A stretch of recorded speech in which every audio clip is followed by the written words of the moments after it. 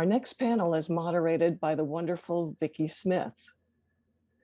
After 13 years as Young Readers editor at Kirkus Reviews, Vicki Smith has recently returned to librarianship and is now Director of Access Services at Portland, Maine Public Library. She has served on the Newberry, Caldecott, and Seibert committees, as well as the board of the Association for Library Services to Children, and is adjunct instructor in children's literature at Simmons University in Boston. She's also a former Guinness World Record holder for a team read-aloud marathon. In an effort to save some time on this wonderful publishers and imprint panel, I'm actually going to put the bios of all of our panelists in the chat so you can look at them. And now, Vicki, I'm going to turn this over to you. Thanks, Cindy. And thank you, Carol, and all the panelists for the first session. That was wonderful. I'm so grateful for you and for your books. And I am equally grateful to all the panelists that I'm going to be talking with for the next hour or so. I'll give you brief introductions and you can read more about everybody in the chat. We are joined by Claudia Zoe Bedrick of Unruly Books, an imprint of Enchanted Lion Books. Arthur A. Levine of Levine Querido Books. Chris Myers of Make Me a World, an imprint of Random House Children's Books. Maria Russo of Maria Russo Books, an imprint of mineditionUS, which is itself a division of Astra Publishing. Cynthia Leitich Smith of Heartdrum, an imprint of HarperCollins, and Namrata Tripathi, who is of Kokila, an imprint of Penguin Young Readers. Thank you all for your efforts and for the books that you've been making for kids. Everybody's the richer for your contributions. What I'd like to do first is ask everybody to introduce yourselves by briefly describing what brought you to publishing and what you hope to be doing with your new imprint or your whole new company. And I guess we might as well start alphabetically with Claudia. Hi, everyone. It's so lovely to be here. Nice to see you, Vicki, and everyone else. I've been with Enchanted Lion for 18 years, and I started working in publishing right after college and worked in publishing for a couple of years, but then left for a good 12 or 13 years and worked in the nonprofit world. So my return to Enchanted Lion happened when I was 38 years old and had a new baby, and a family company was starting up. And I came casually, not really passionate yet about children's books, but because of what happened in that first year, I ended up falling into it and staying and loving it and thinking I'll never be able to leave. Thank you. Arthur? Well, at least I didn't have to go first. Hello, my fellow panelists. It's really nice to see your faces, and to everyone whose faces I can't see. The interesting question is what brought me to publishing. I think that in college, and Chris and I share an alma mater. Yeah, I was very involved with and fascinated by feminism and the women's rights movement. I spent a lot of time in the Pembroke Women's Studies Library, and where many of my friends were passionately involved. And I think part of that, from that, I got a very strong sense that children's books as an influence on young people who read them were really important. There was a lot of talk about how women were represented in picture books in particular, and how they passed on to the next generation ideas of what women's roles should be and could be. And so I think that was part of what established in my brain the idea that publishing could be an important art as well as an important social mover. And you know, the other parts of it were that my mother was an artist and I grew up art directing her. And I was a poet facing unemployment and an inability to make a living. So I had to choose something to do while I wrote poetry, supposedly.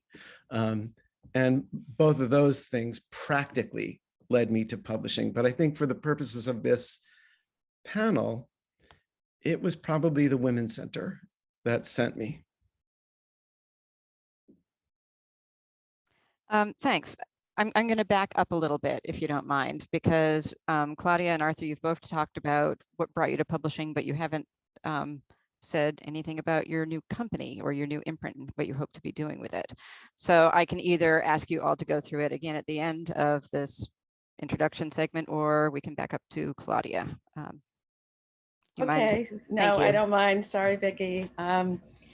So the new imprint started just about a year ago. It's called Unruly, and it was sort of cooking up for a couple of years in-house with the people with whom I work. We've been talking about how picture books are really for readers of all ages, and so many of our books are bought by people in their 20s and 30s, and by even parents for themselves more than for their kids. So I think as all, for all picture books, there's an abundant readership, and it really crosses all ages. So I had promised an illustrator, Violeta Lopez, with whom we work, that I would do her next book. I had no idea what it was. I didn't know really anything about it. But she was wanting support for it. And so I said we would do it. And she suggested we could get funding from Spain for it. So it all sounded good. And then in 2020, I guess fall 2020, no, fall 19, her book came in, and it was very complex, very abstract, very conceptual, and didn't really seem to be a book that would live properly under Enchanted Lion Books, for the reason that the distance between the visual narrative and the written narrative was quite far and quite abstract. And it also was dealing with subject matter around female lives and experiences of possible abuse, of violence, of threat. And it didn't really seem like that content was of particular relevance to children. And we also didn't want parents finding the book and buying it thinking it was this pretty Enchanted Lion book, but finding the material was really way off for their children.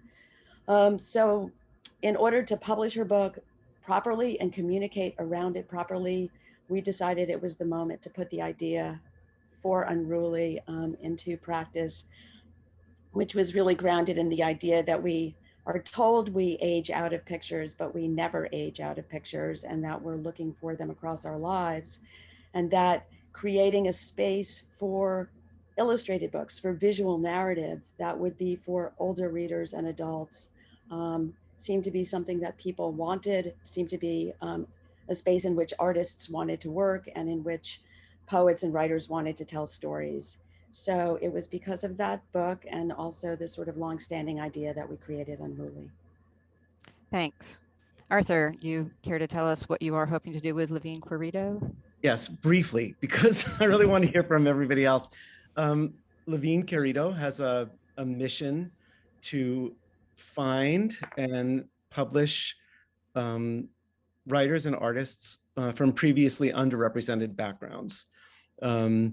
And we do that with two lists, a list called Arthur A. Levine, which publishes writers who write in English, and the Querido list, which publishes works in translation. And I see those two things as connected in that American readers do not have a diverse enough view and access to an incredible wealth of story and talent in our own country. And they are also really lacking in access to voices from around the world. So I'm trying to do both with the best books that we can publish. Thanks, and I will make sure that I pronounce your imprint correctly from now on. Chris, what brought you to publishing, and what are you hoping to do with Make Me a World? What's up, y'all? How's everybody? What brought me to publishing? I was born into it. My papa was a writer, Walter Dean Myers, and it was how we ate. It was what we sat around the dinner table talking about. How do you, I got into like a private school for a high school, and then all of a sudden it was like, it was before like the multi-million-dollar young adult life that lives now. And it was like, well, all right, Chris is going to school. What's our idea to know in order to like pay for school for Chris? And so that is how I got into publishing. It's how I ate. It's my final year at Brown. I illustrated my first book because I was hungry. The what's you call it? The financial aid had trickled off, and it was like, oh crap. So that's how I got into publishing. In terms of the imprint, because I grew up in publishing, there was a time in my life when I was younger that I thought, okay, the gap between my life and the publishing world is natural. These are people who are older than me. I published my first book when I was 20, and I was like, oh, okay, so everyone's like in their mid 40s, or what seemed to me an ancient age to me at that time. And that gap made sense somehow. As I have like now trundled into my mid 40s, I look at that gap and I'm like, oh no, the gap is not because people are just older than me. It's because people don't have that kind of life. They don't have that kind of experience. So,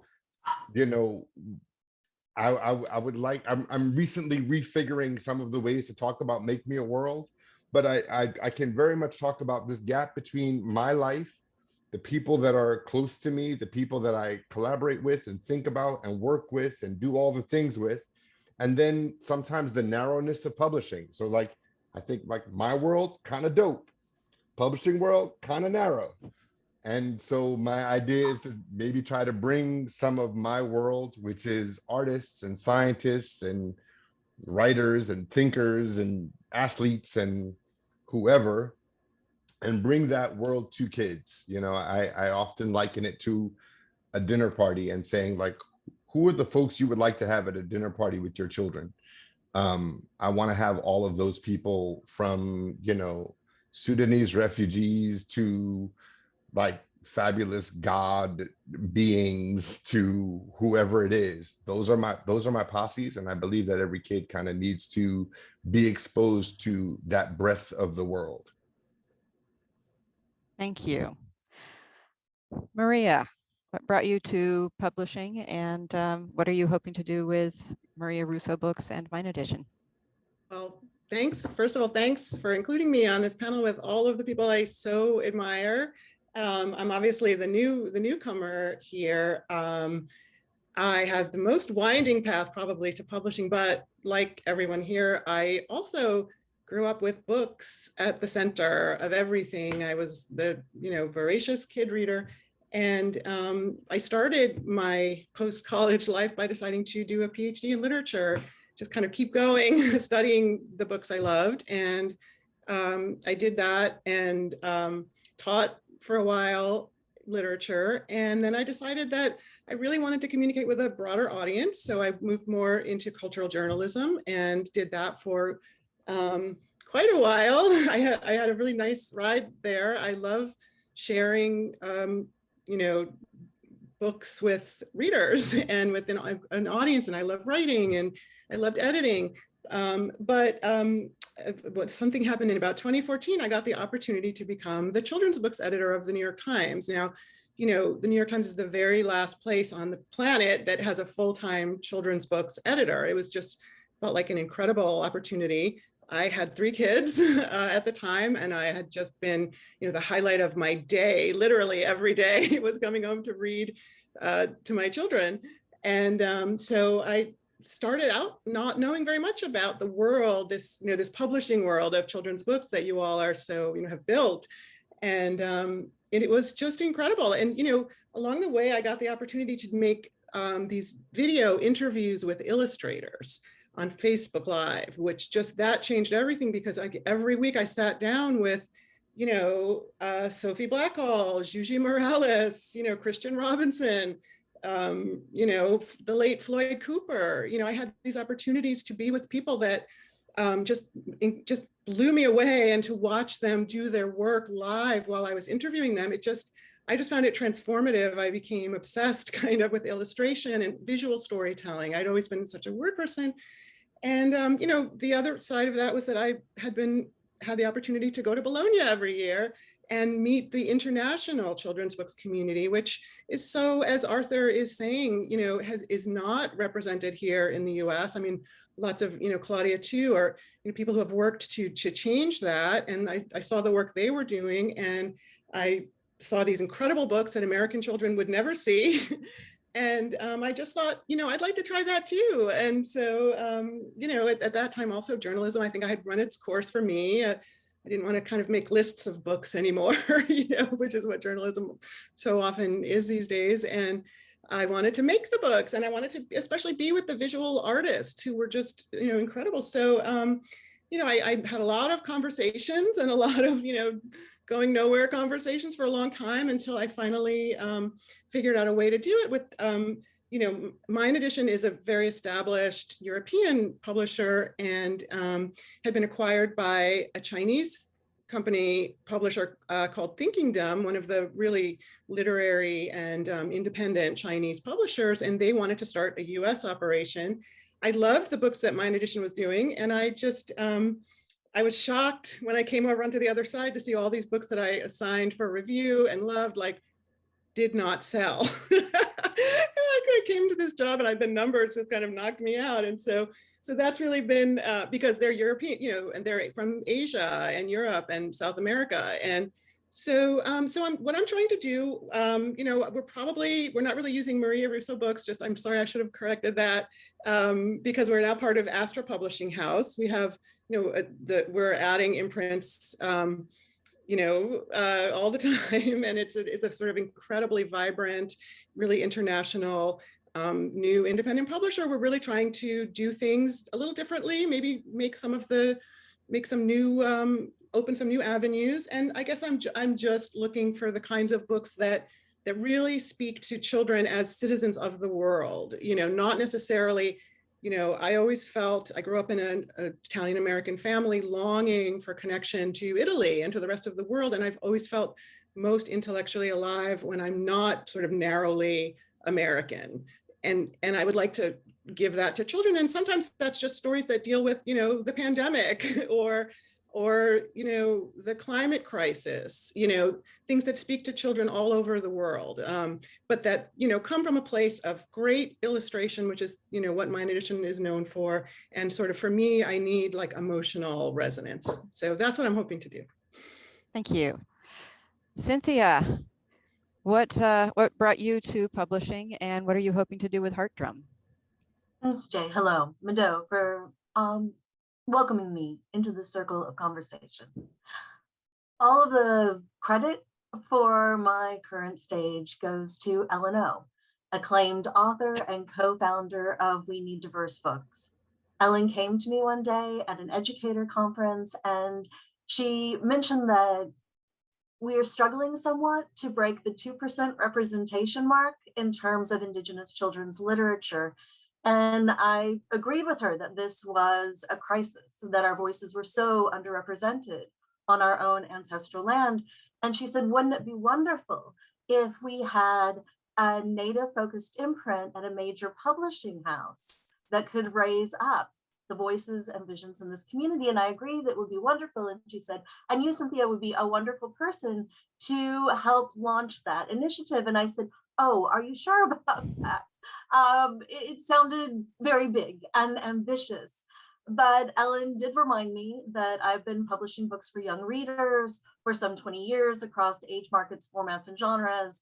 I'm a writing teacher. I teach on the faculty of the Vermont College of Fine Arts MFA program in writing for children, young adults, and more informally, I'm sort of Auntie Sin to the Native Kidlit community. I do a lot of mentoring.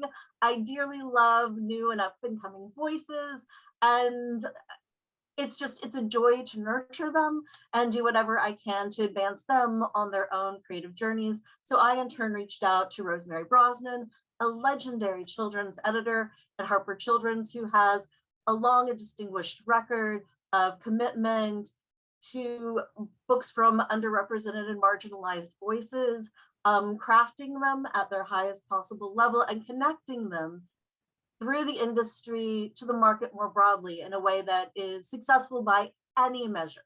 I also trusted her with my cousins to help raise up their careers and to give them the best start and propel them forward with grace and loving care. So this is our first year. We're very excited.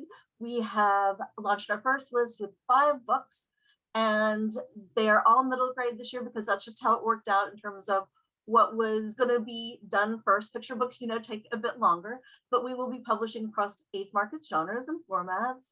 We have some graphic format coming up soon. Our focus is primarily contemporary books that are very much centered on young Native heroes. There's a lot of humor in the books that we're doing. We just launched the Jojo Mccoon series, which is the first trade chapter book series from a major publisher that features a contemporary Indigenous character, and it has a lot of heart, but it's also a comedy. So these are books that we hope have a tremendous appeal to young readers broadly, and also allow Native kids to really see themselves in settings that reflect their own daily lives and build those connections for all young readers moving forward. Thanks. And Namrata, what brought you to publishing, and what are you hoping to do with Kokila? Yes, thank you, Vicky, and thank you to Bank Street for inviting me to participate in this panel. And it's really nice to see all of you guys, although I really wish we were in person.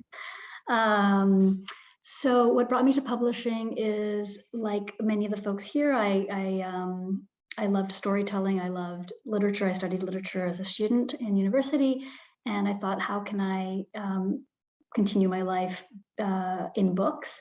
And because I did not pursue academia as Maria did, one day we should talk about that, Maria. I got into kids' books. I was surprised because I thought I didn't qualify. I thought you'd have to be a parent or a teacher, but I realized it's really a love of storytelling, and especially visual storytelling, that made this work seem so compelling to me. And so I began in children's books 20 years ago, and I started at Harper, and I've worked at Hyperion and Simon & Schuster, and I've been at Penguin for the last 7 or 8 years. And then the question of what do I hope to do with Kokila is, it's multifaceted. It overlaps greatly with a lot of what's been said here. I think when I pitched the imprint to the president of Penguin Young Readers in 2017, I often say it came from a place of sort of the intersection of optimism and rage, which is just generally my whole brand. And, it was really about looking at what is happening in publishing and what's possible. And I felt, as many of us have spoken to, the kind of limits that were put on the imaginations of kids with what we were giving them, and feeling like there was so much more we could be doing. And then personally looking around and saying, what is the next step that's possible for me? Where does someone like me get to grow and thrive? I grew up, I was born in the Soviet Union. I grew up in Afghanistan and India and Canada and Pakistan and Germany and Poland, and then I moved to New York. And so as everyone's talked about the sort of international point of view, or a sense of hybridity or rootlessness or placelessness in a way, it was something that really informs my sensibility. And I wanted to be able to explore and harness the power of that too. So that was just really a personal piece of it. In the work that we do at Kokila, there's a lot of things. Our mission speaks to centering stories from the margins, so folks who've traditionally been excluded from white American publishing, and letting those creators explore the full range of their works. It means not performative identity. So it doesn't have to be trauma stories. It doesn't have to be stories that speak only to the white gaze, or especially to not do that. One of the things I think about recently in the last year or so has been not just about the creative impulse behind our work, but the destructive work that we do, which I think is really powerful and essential.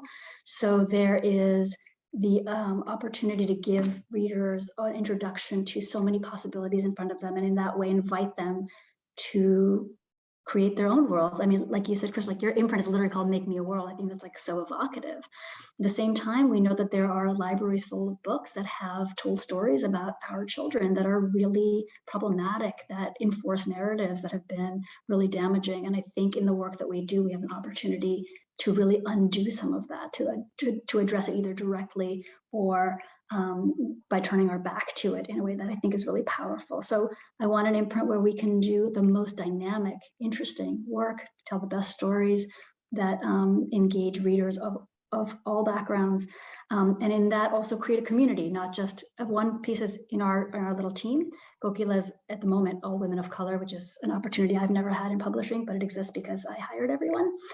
And then to have a community within our our broader publishing community, and then community with our readers. I hope that one day, if I do it right, and our whole group who's working so hard on this does it right, we get to honor our creators by setting up an imprint that when a kid or a parent sees our colophon on the spine, they think like this represents the kind of world I want to live in. So that's really what we're trying to do is put together a place where you can say, this is the world that we're trying to build.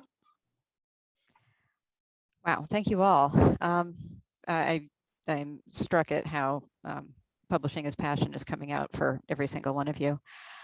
One of the questions that I am perennially interested in exploring is the advantages and disadvantages of size in publishing. Some of you are with big four publishers, and some of you are with very small independent houses. Maria, I really have no idea how big Astra Publishing is, because now you've complicated it in a way that I'm still wrapping my head around. But I would love to hear from you who have, made publishing your business. How do you see the advantages of your setting, and whether it's small or large, and what are the disadvantages? And rather than going down the list of you, I'd love to have somebody volunteer to lead off, and if somebody doesn't, then I will pick somebody.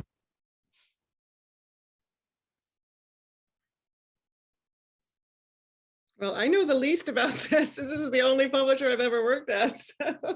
But I will say, I personally like a small group to work with. I love having colleagues, and I love having close collaboration with colleagues. So for me, being in so Astra Publishing House now, we have 6 children's imprints, and we all are independently making our lists, but really consulting each other and constantly talking. And that feels really nice to me. We're distributed by Penguin Random House, Penguin Young Readers. So for me, a small publisher with a large distribution situation seems really ideal for. I do like the idea that there's not this constant fight to get attention, because that's why the Penguin sales force is there. But I do like a smaller group to work within. So for me, I like the small, but I do look across at people with the bigger resources and think, wow, that must be nice too. Arthur, you might be a good person to speak to this, because you've recently moved from a pretty big setting to a small independent setting, and it had to be something that you thought about. You're leaving resources and gaining independence, agility. Talk about it. Sure. I mean, I think it's a number of things. I first want to say, in recognition of the brilliant work of my colleagues, that it's very obvious that you can make great books within the context of a large corporation, as Nami and Sin and Chris are all doing. So that's obvious. But for me, I think it was personal. I really wanted to spend less of my time convincing other people of the importance of or value of what I wanted to publish. I wanted that to be a given, like what the company was about, not please take this seriously, please, get this. I really felt that I could do that. After doing it for 30 years, I learned how to do that. I learned how to influence marketing people.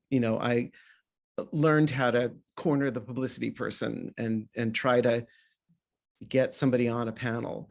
But I wanted it to be the center and not the, you know, not a coincidental part of my publishing or, you know, an incidental. I also really wanted to make change, like the kind of change that Nami talks about. And you know, the problem that larger publishers have in diversifying their staff is that they can't fire people. You know, they have a certain number of people in positions.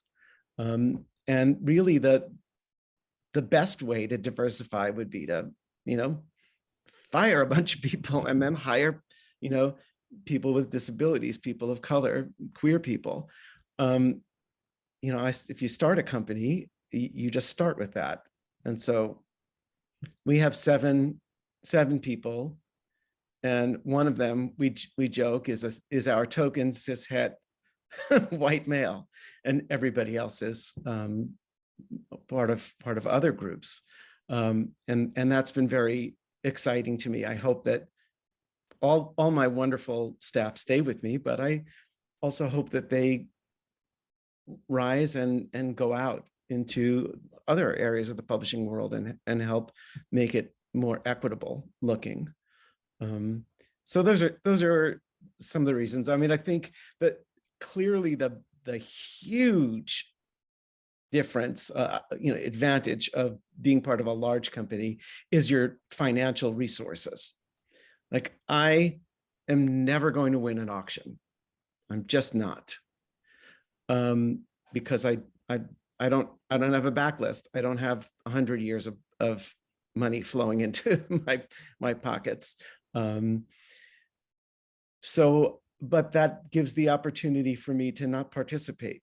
And I think that when I was in big publishers, I spent, and I dare say wasted, a lot of my time, you know, preparing for auctions, gathering the support I needed for the auctions, losing the auctions, and then all of that time that I could have been spending on the books I was already publishing, gone into the ether.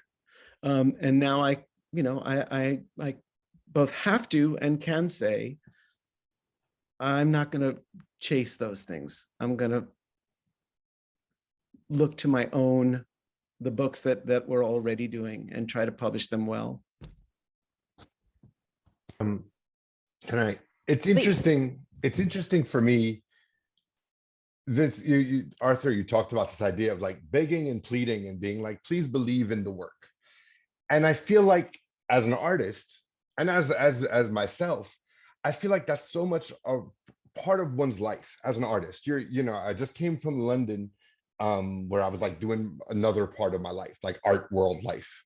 And and that is what it means to make things in a really kind of basic sense for me. And maybe that's because I'm like jaded and fully of the industry, but I also think that that's part of what it means to make. And I think that it's interesting. I think that I would love to hear what the other panelists say about this, but for me, in my, like, with the hat on of Make Me a World, which is a hat that is it's like more a headband than a hat. It's not quite, Hooray. You know, you know, but I think about the idea that is part of my job all the time. And that's what the thing that I'm able to kind of give to the other artists. And it's sort of how I think about the imprint. It's about the individuals who are kind of making the work and kind of centering them and centering their voices. This idea of the constant, like, hey, this is why this book is important. This is why people need to pay attention to it. It is central to the idea of what it means to be an artist in the world who's actually going to make money. And a big part of what I'm trying to do is like help a lot of these like young artists that I'm working with, like live on their art, for example. You know, the last thing of this, I'll recount a story by Anne Bogart, who I love, is a theater director. Anne Bogart writes in one of her books about making theater, how she used to dread the process of talking to patrons and donors. And she used to dread that because it felt so far away from the art, until she started to embrace it as, this is part of my job as an artist. This is how it happens. When I get up in the morning and I wash my brushes, it's not like the most fun thing, but it's part of what I have to do. And I think that is, at least for me, such a reality of my life, that it's a thing that I just I can't even imagine. And maybe that's like a beautiful thing that you can imagine. I can't even imagine a world in which I don't have to argue for the validity of what I'm doing. It's kind of, it's in small places, in big places, in the theater world, in the art world, in publishing, that constant sort of argument of saying, hey, this is important, what we're doing is important, is endless. And I'm interested in that idea of what it would be like to say that it's not, that I don't have to argue for that validity. But also I've learned to kind of embrace it as part of my process and part of the process of making books that serve all of these young people. So I don't know. Anybody want to respond to Chris? I could jump in there a little bit. Oh, Arthur, if you have more to say. So you, please, honey. No, I was just going to say that, I've always only worked at big houses. That's sort of, I grew up in big house publishing. And in some ways, the decision to have Kokila there was kind of, as Arthur said, like, you can do this work in a lot of different places. I think our responsibility for each of us, I mean, just as like humans in the world, is to exert power where we are able for good, if you can. And in that way, I felt like I had some, people knew me at Penguin Random House, or people know me in traditional publishing, and I had some chips, and this is when I could cash them, and I decided to try. And I felt like the opportunity to have the clout of the largest publisher in the world supporting my vision was really powerful, because I like the idea that a corporation like Penguin Random House will put money behind the thing I want to do, and that I can use that money to make the kinds of books I want to make and I believe are important. So, but there's a frustration to it as well, as there would be a different frustration in a smaller house. I think we all just learn to exert the influence in the place that we have the tools to work the system as best as we can. And there's no perfect answer. I feel like I guess maybe I have a different experience now. I don't feel like I'm fighting so much to prove the validity of my books. I think that's part of why I stayed here, was because I was sort of a known entity, and they'd be like, all right, we kind of trust your taste. And then the book started to do well. And I sort of felt like if I can be unencumbered by some of the other hurdles in my way, our team can just shine. I mean, the whole point is I work with a group where everyone is like smarter and more creative than I am. So it works really well. That's the trick.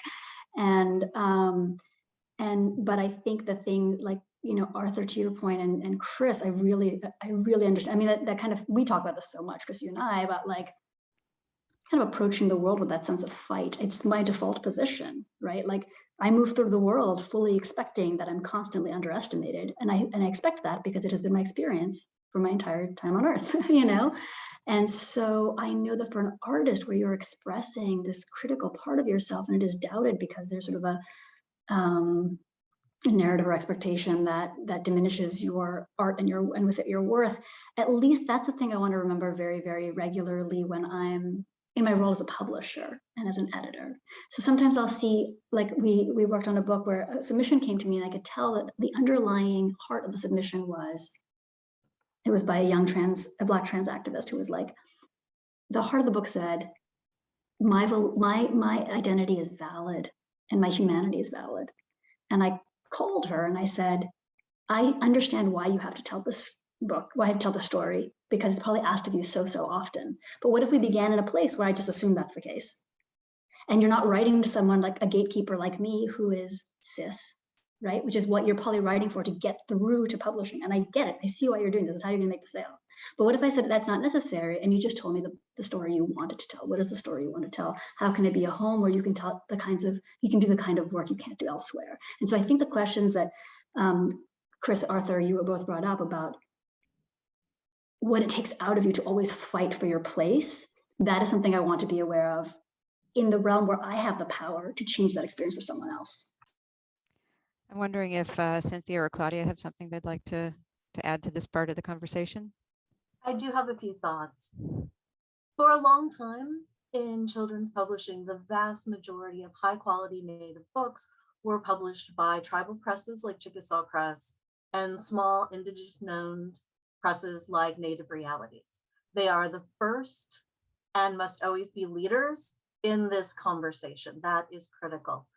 And part of the work that I'm doing, sort of both formally and informally, is welcoming dialogues with the folks who are very much point people in those positions.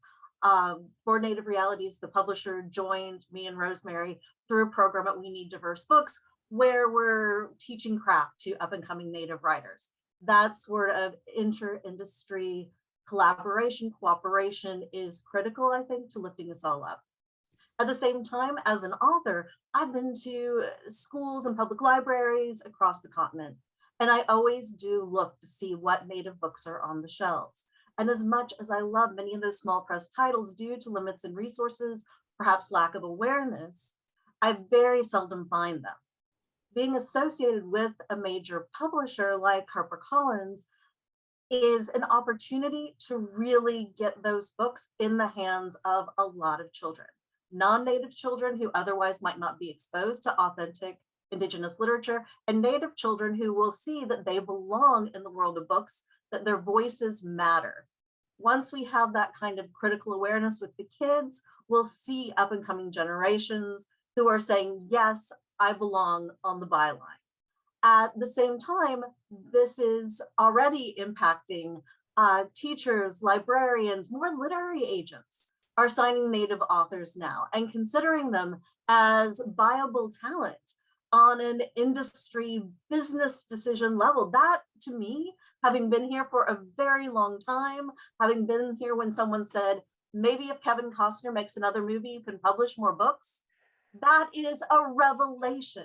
This is a sea change of what has happened before. So I do think that muscle matters, and we can use it, as has been discussed, to lift up each other. More awareness of quality Native voices from a larger press will mean that people are going to look for them from mid-size and smaller presses too. When I'm out and people will ask me, where else can I look? I will often point to the work that Arthur is doing at Levine Querido, Darcy Little Badger, and Eric Gansworth, and just, Anton Trey, amazing voices. We're looking for not just one drop of water, we're looking to change the tides. Claudia, do you want to add something to the conversation about muscle? Oh, yes, I think muscle matters. I mean, Enchanted Line is so much smaller than any of the other imprints represented here, that I think we really operate in a sort of different order of reality. I mean, we don't have the muscle of super powerful distribution, and we don't have the muscle of money. I mean, twice in the life of Enchanted Line, in 2004, a year after our founding, and in 2008, we almost folded because we were really nearly out of money. And so it's not money that allows us to get books. It's people's interest in independent publishing and people's faith in joining with us that really ends up getting us the books that we have, and people's willingness to take a risk with us.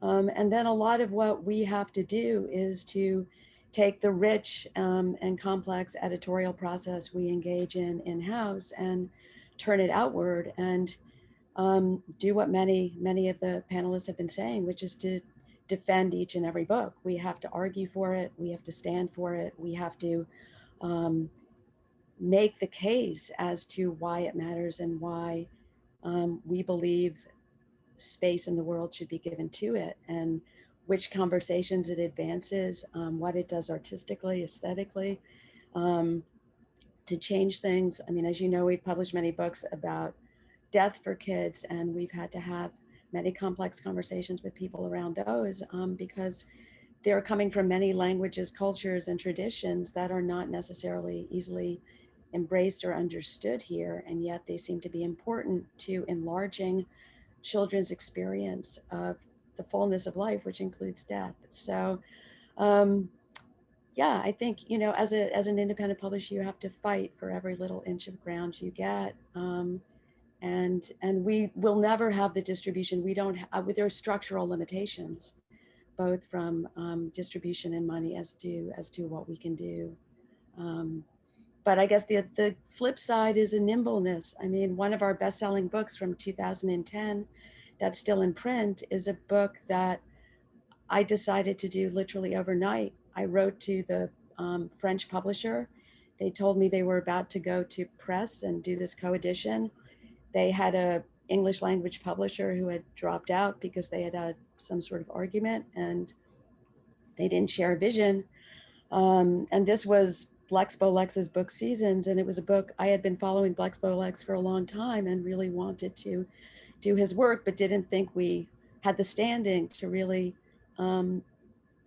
get it, or even I felt shy, I guess, about approaching the publisher. But then one late night I wrote to them just feeling great desire to do his work. And she said, if you can decide tomorrow, you know, we'll do it together. And so I didn't have to go to a committee. I didn't have to have a conversation with anyone. I just had to take counsel with myself and make the decision.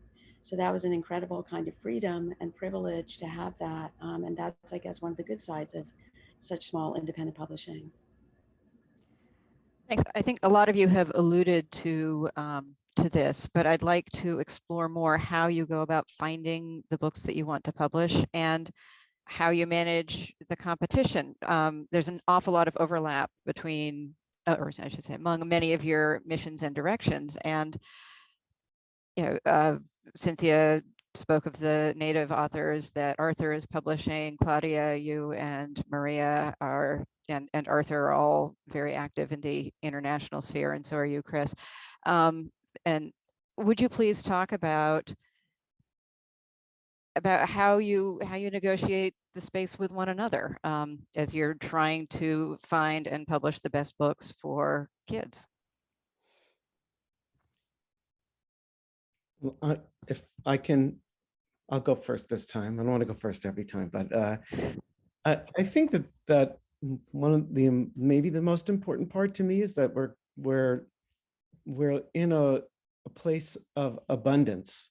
There is no shortage. There isn't one Black writer. There isn't, you know, one Indigenous author. There isn't one book from France.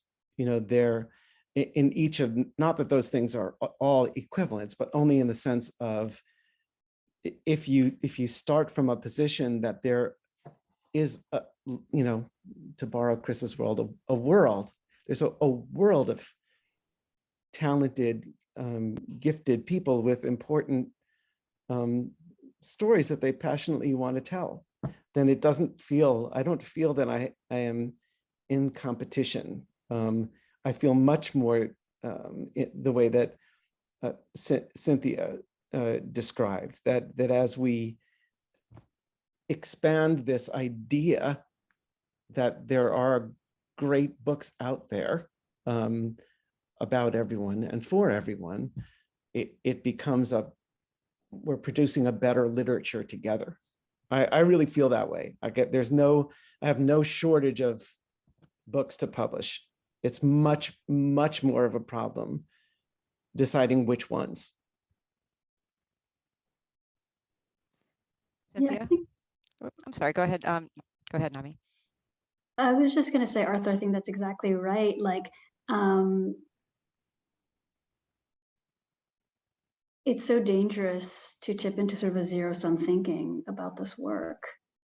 And while it exists across all manner of imprints and houses that people will, quote unquote, compete for, really to have the privilege of publishing really talented writers, because sometimes there'll be someone out there in the world and everyone will be interested, and that makes sense. And that's just because someone's work excites many people.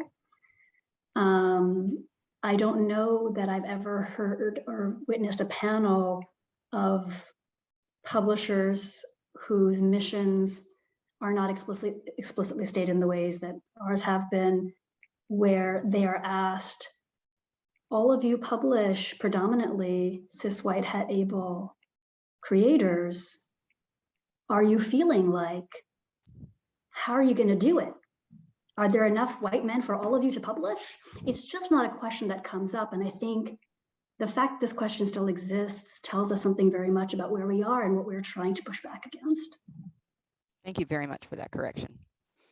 Yeah, Cynthia? and I would Sorry. just. I would- kept seeing Cynthia's mute button go Oh, I'm off, which is sorry. why If I Cynthia- keep calling on her, but I can't see everybody. So go ahead, Maria, and then Cynthia. Oh, thank you. I would also just add something that I was told by another one of my idols who's not on this panel, Neil Porter, early on, which was, it's so much work to publish a book, each book, that you have to be in love with it, and so for me, it's not really about other people who might publish it. It's, do I love it so much that I want to do all of the work and all the advocacy for this creator and get this creator what this creator deserves, and get this book the audience that it deserves. So I think for me, it's also a conversation kind of with myself, like, do I have what it takes for this book? And sometimes the answer, is no, and sometimes it is because of a cultural reason. It's like, I love this book. This is a culture I know nothing about, and what it will take to educate myself and find the people to get involved with the book who could make sure we're on the right course and being respectful and authentic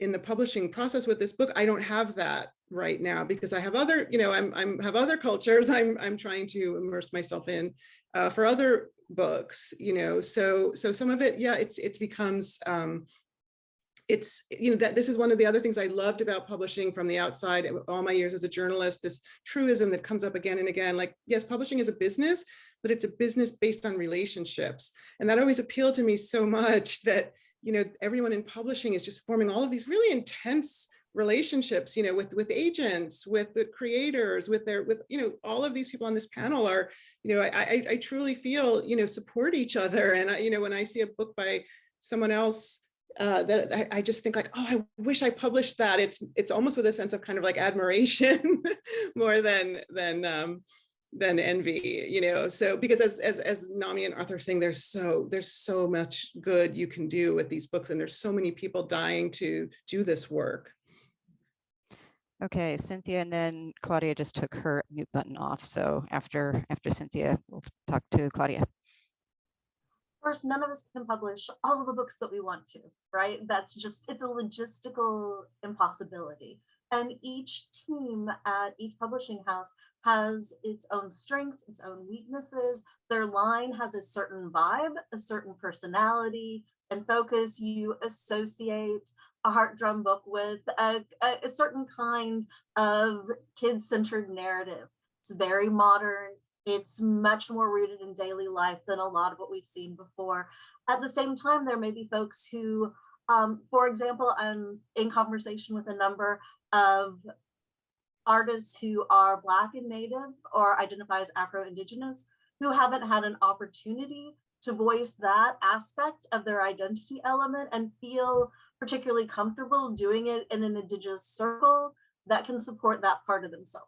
So for certain books, we may be a fit for that aspect of who they are. And of course, we are very eager and honored to welcome them into the circle. There is none of us without all of us. And for each artist deciding what that means for them and where the work is best served is going to be largely their decision. We can't purchase and publish anything that someone doesn't send to us. So as much as the conversation is about us, it's also about what is brought to us, what is brought to the circle that we have to consider in the first place. Thank you, Claudia. And then I think we're going to be going to audience questions. Oh, okay. I'm not sure I even know how to say this well, but I think the question about space really has nothing to do with us as publishers. I mean, that we're all complementary. We're all not even scratching the surface of what we could be doing. And there's so many voices and stories that you know, have yet to be shared. I think the question of space needs to be located in the world outside of publishing. I mean, there's just such a small space of reception. There's barely a place where children's literature is taken seriously in this country. I mean, there are a few review organs. There are like some spaces in which books are shared and talked about. And then, you know, there's lots of resistance on the part of librarians and booksellers and all kinds of people too in the world around us to books that seem too different, books in translation, books from other cultures and countries, books that are asserting things that are perhaps difficult or uncomfortable or unfamiliar. So I think it's that world that really has to grow and diversify and change.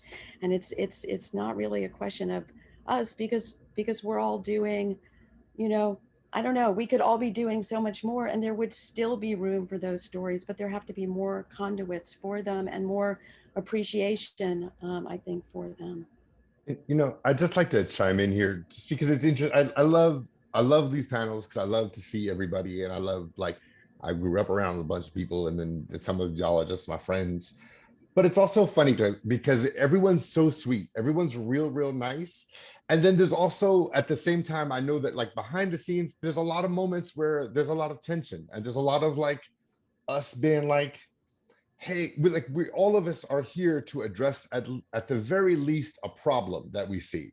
At the very least, we're here because we don't feel like, let's say, death is being addressed in books for young people, or like when I saw you guys did Aracelis Girmay's books, and that are just such beautiful books. And I feel like there's like a level of beauty Enchanted Lions bringing, or like there's a problem that we're addressing. And I think sometimes that those problems get lost in our general mutual respect and love and care for books and book people. But that being said, you know, the question of, like, where do you find people? I think that for me, I just wanted to say two things. One is, I find people mostly amongst my communities. And, you know, as with all of us here, we have overlapping Venn diagrams of our selfhood. Like I live at the intersection of like 37 communities that are everything from like Queens, New York City, to, I don't know, people who care about Vietnamese mythology, whatever it is, like that. And that's where I get my kind of care for the work that I'm publishing from. And on one hand, as a publisher, I am so excited to see that there are people who are interested in my communities. I'm super excited for that. I'm excited as I see books come out that you're like, I don't know that book could have come out had I not published this other book. Or that feels really good. That feels like we're expanding the boundaries. We're in the work of building a universe in which we're all living in the abundance that everyone is talking about and referring to. And then at the same time, I can't lie, there's also moments where I'm like, hey, I want to have more a hand on this part of this community that I identify with and that I love. And that's interesting, those moments. And I think that that's one of the things that has been really interesting for me in the last like 4 years of this, is realizing that just having the voice is never going to be enough for me. I've been thinking a lot about kind of the 1850s recently, and, you know, to say something like, you know, we really care about having more women in books, and someone being like, well, we got Madame Bovary, we've got, you know, we want more South Asians in books. Well, what about Gunga Din? You know, what about the education of Little Tree? And you realize that, like, there's always a hunger for our faces. There's always a hunger for the ghost of us, all the various us's. That hunger is there.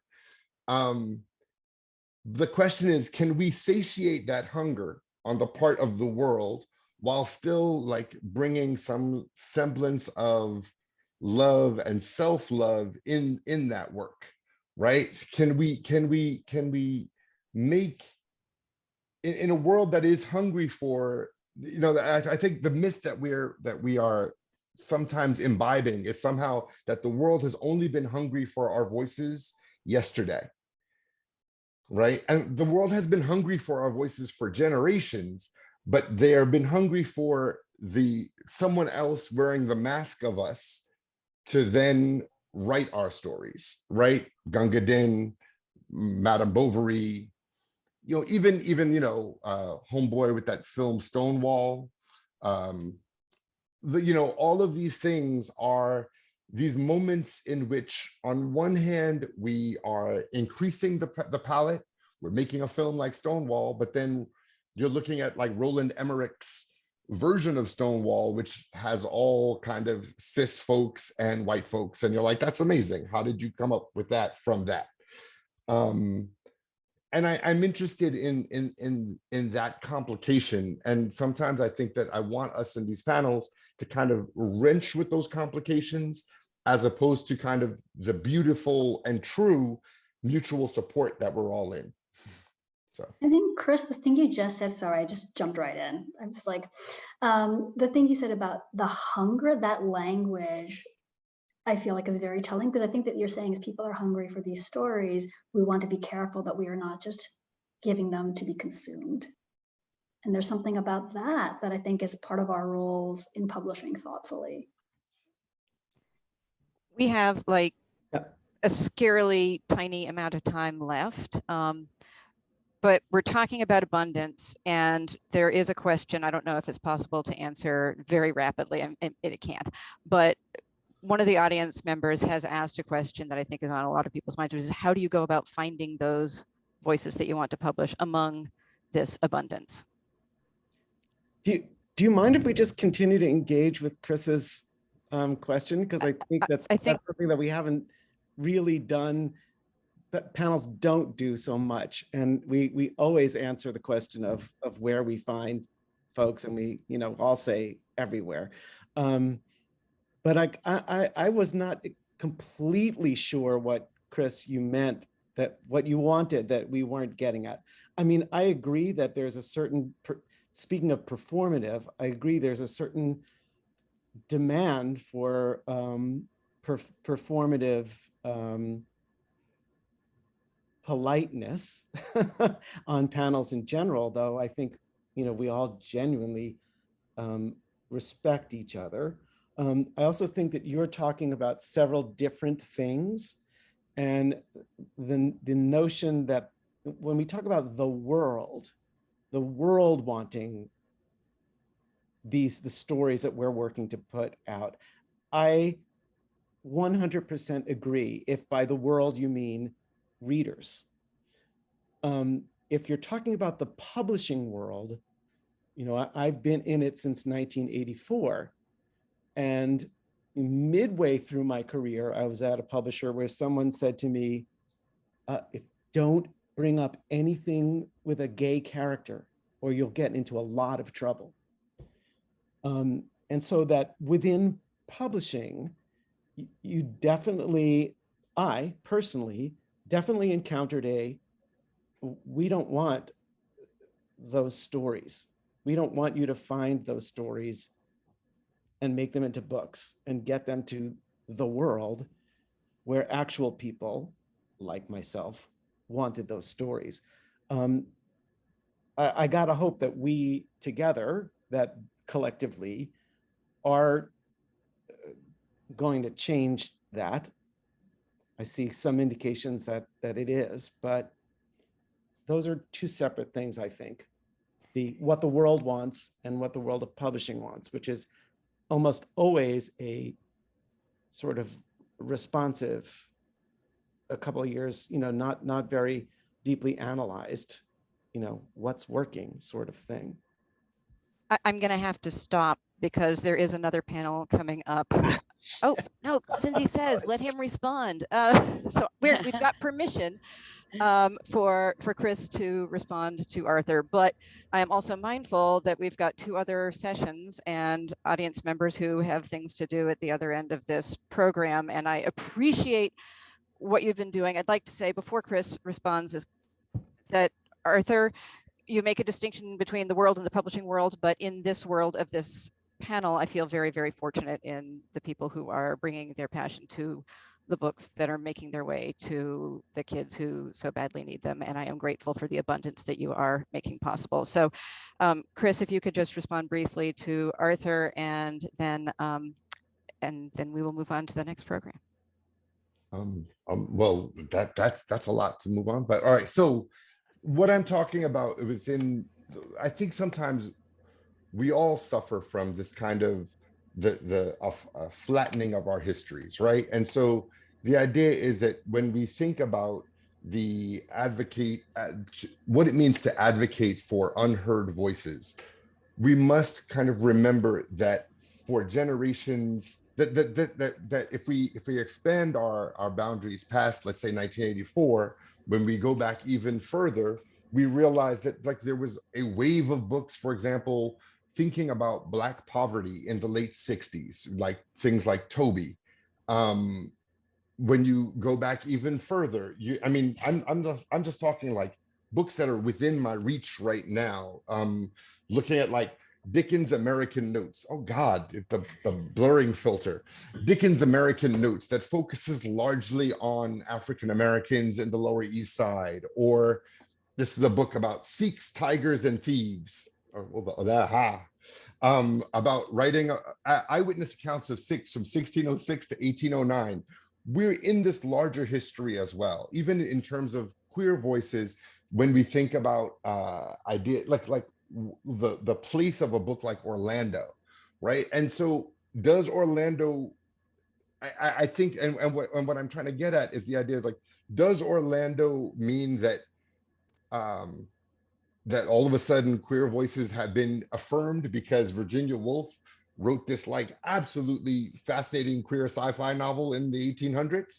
Absolutely not. That does not make the panacea that we may want it to be. The Education of Little Tree was a step backwards, right? I mean, I don't know. I mean, I think it was. Cynthia, you have an opinion.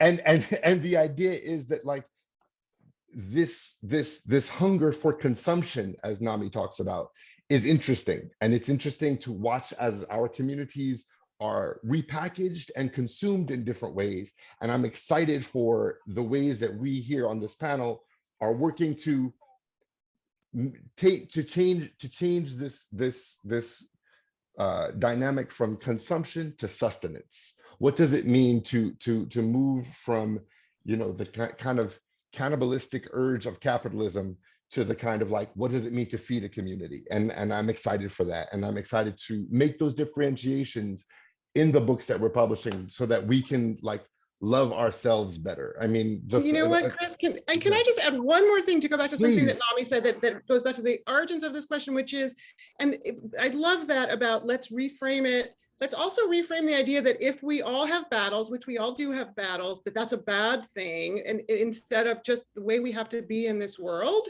And, you know, I find the battles I have every day now really energizing because I'm doing work that feels important.